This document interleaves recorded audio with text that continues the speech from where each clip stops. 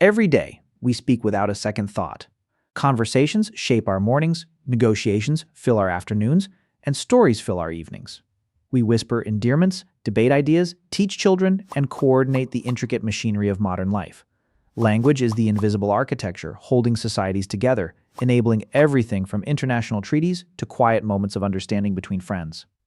Billions of words cross borders and screens constantly, in thousands of tongues. Yet this seamless ability hides one of humanity's greatest, most mysterious achievements, the invention of language itself, the bridge that connects isolated minds across time and distance. But where did this actually come from? How did our distant ancestors, surviving on the edge of existence, first transform raw sounds and gestures into the flexible, powerful system we inherit today? To find the answer, we must journey back to a world before words.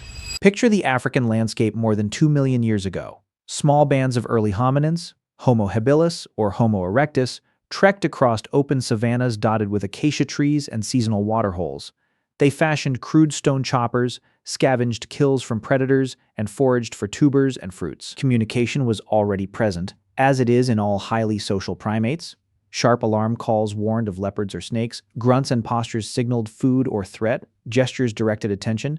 Yet these signals were immediate and limited. A call meant danger now. There was no reliable way to describe a predator seen yesterday or plan a hunt for tomorrow.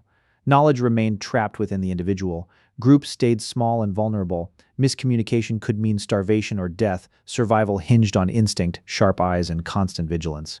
This was not sustainable as brains grew larger and energy demands increased. Hunting larger game, protecting vulnerable infants with extended childhoods, and navigating shifting climates required deeper cooperation. The anatomical stage was slowly set. The larynx began descending, widening the range of possible sounds. The hyoid bone evolved a position better suited for complex tongue movements. Brain regions dedicated to sequencing actions and understanding others expanded. Crucially, the FOXP2 gene acquired mutations, enhancing fine control over mouth and throat muscles, changes shared with Neanderthals, pointing to ancient roots predating the split between our lineages more than 500,000 years ago. These biological shifts responded to social necessities. Larger, more interdependent groups demanded better ways to align intentions. Picture this: a band of Homo erectus encircling a fresh carcass under the midday sun. One individual gestures emphatically toward a distant herd while vocalizing a sequence of sounds imitating the animal's movements. Others chime in, testing variations over generations. Such proto-language, loose combinations of meaningful sounds, gestures, and imitations emerged. It was not yet grammar-rich speech, but a flexible toolkit. Some researchers propose early musical or rhythmic elements like melodic calls for bonding or soothing infants played a foundational role. Others favor gestural origins, with vocalizations supplementing hand signals. These debates highlight how language likely arose through multiple converging pressures rather than a single spark. The breakthrough solved immediate problems. Coordinated hunts became more successful. Knowledge of safe foods and dangerous places could be shared precisely. Emotional bonds strengthened through storytelling around evening fires. What started as survival necessity felt inevitable. Better communication meant better survival, which favored those with stronger linguistic capacities. By the time anatomically modern Homo sapiens appeared in Africa around 300,000 years ago, the capacity for richer expression was taking hold. Around 135,000 years ago or earlier, genomic evidence suggests the full language faculty was present among our ancestors in sub-Saharan Africa. Regional groups diverged, their vocal traditions adapting to local environments and needs. This was not a sudden invention, but a gradual flowering. Symbolic artifacts begin appearing. Pieces of ochre engraved with geometric patterns at Blombo's cave in South Africa, dating to about 100,000 to 75,000 years ago, perforated shell beads likely worn as ornaments speak of personal identity and social signaling. Red pigments mixed for body painting hint at ritual and shared meaning. Picture a small group huddled in a rock shelter during a storm. An elder traces lines in the ochre while recounting a successful hunt, using words to link the drawing to the memory. Listeners nod, repeating phrases, committing the lesson to collective memory. Language transformed daily life. Children learned not just by watching, but through explicit instruction. Allies coordinated defenses against rival bands. Healers described symptoms and remedies. Ordinary existence gained depth. Anticipation, reflection, and planning became possible. As climate fluctuations intensified, some groups migrated. Around 70,000 to 60,000 years ago, waves of Homo sapiens left Africa carrying their linguistic heritage. This dispersal tested and refined language. Crossing new terrains from arid deserts to dense forests required vocabulary for unfamiliar plants, animals, and landmarks. Oral maps guided journeys across generations. Alternative theories suggest language capacity may have deepened during this period, perhaps linked to a neural reorganization that also fueled the burst of symbolic expression. Yet mounting evidence from Africa pushes the timeline earlier, portraying a more continuous evolution. In Europe and Asia, language encountered Neanderthals and Denisovans, who likely possessed sophisticated communication of their own. Shared FOXP2 variants and archaeological signs of complex behavior, burials with grave goods, advanced tools suggest overlapping capabilities, though perhaps differing in expressive range. Interactions, including interbreeding, may have enriched the linguistic toolkit of incoming sapiens groups. The Upper Paleolithic, beginning around 50,000 years ago, marks a vivid chapter. Cave walls became storybooks. In Indonesia's Sulawesi, paintings of pigs and human figures dated to over 45,000 years ago capture hunting scenes. In Europe's Lascaux and Chauvet caves, masterful depictions of horses, lions, and rhinos leap from torchlit walls. Geometric signs, dots, lines, arrows, and shapes appear repeatedly across sites, possibly tracking lunar cycles, seasonal migrations, or serving as mnemonic aids.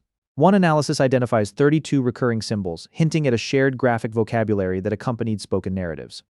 Imagine entering such a cave. Flickering light reveals a charging bison, its form rendered with astonishing vitality. A storyteller gestures to the image while describing the hunt, using verbs for action, nouns for tools, and perhaps tense markers for past successes. Language elevated hunting from mere pursuit to cultural ritual. Daily life for these artists and hunters was transformed. Meals became occasions for recounting tales, reinforcing group identity, and transmitting skills.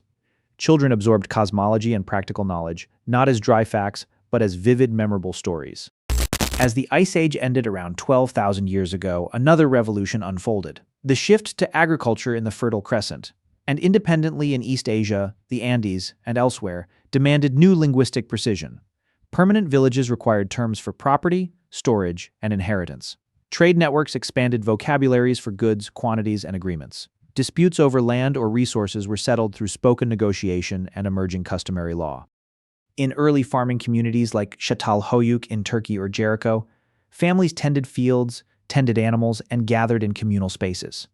Language structured routines, planning, sowing times, sharing irrigation techniques, negotiating marriages. Myths explained natural cycles, the flooding of rivers, the turning of seasons, binding people to the land and each other. Storytelling sessions around storage pits or early shrines preserved knowledge of droughts and bountiful years, turning individual hardship into communal resilience. Major civilizations built upon these foundational structures. In ancient Mesopotamia, Sumerian scribes adapted language into cuneiform writing around 5,200 years ago, initially for recording barley and sheep. This innovation helped solve the challenge of memory in growing cities. Kings issued decrees, priests recorded hymns, and merchants tracked debts. Ordinary citizens gained standardized justice and efficient administration, which enabled large-scale irrigation. Daily life in or Uruk included bustling markets with spoken haggling, echoing temples with chanted prayers, and homes where parents taught children proverbs. In Egypt, hieroglyphs along the Nile immortalized pharaohs' deeds while spoken storytelling kept folk traditions alive. In the Indus Valley, China's oracle bones and Mesoamerica's glyphs, writing emerged independently, each system reflecting local needs yet serving the same purpose, fixing fleeting speech into enduring form. These developments did not replace oral language but amplified it, allowing empires to span continents and knowledge to survive generations. Throughout, language remained a living, adaptive force. Dialects diverged with migration and isolation, then blended through trade and conquest. Oral epics like the precursors to the Iliad or the Vedas preserved history, ethics, and entertainment before being written down. Light moments of humor, exaggerated hunting tales, or playful riddles eased tensions in tight-knit communities just as they do today. The cumulative impact is staggering. Language turned scattered foragers into builders of civilizations. It enabled science, philosophy, law, and art. It allowed us to ponder our own origins.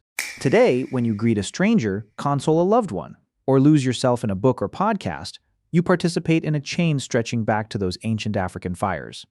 The grunt that warned of danger the gesture that coordinated a hunt, the story that explained the stars.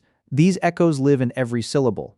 Language did not merely equip us for survival, it opened the door to meaning, connection, and wonder. The next time you speak, listen closely. In your voice resides the ingenuity of countless generations, the slow, inevitable triumph of minds reaching toward one another across the abyss of silence. We are not just talking apes, we are the species that learned to share its soul, and in that sharing, we continue to invent the future word by word.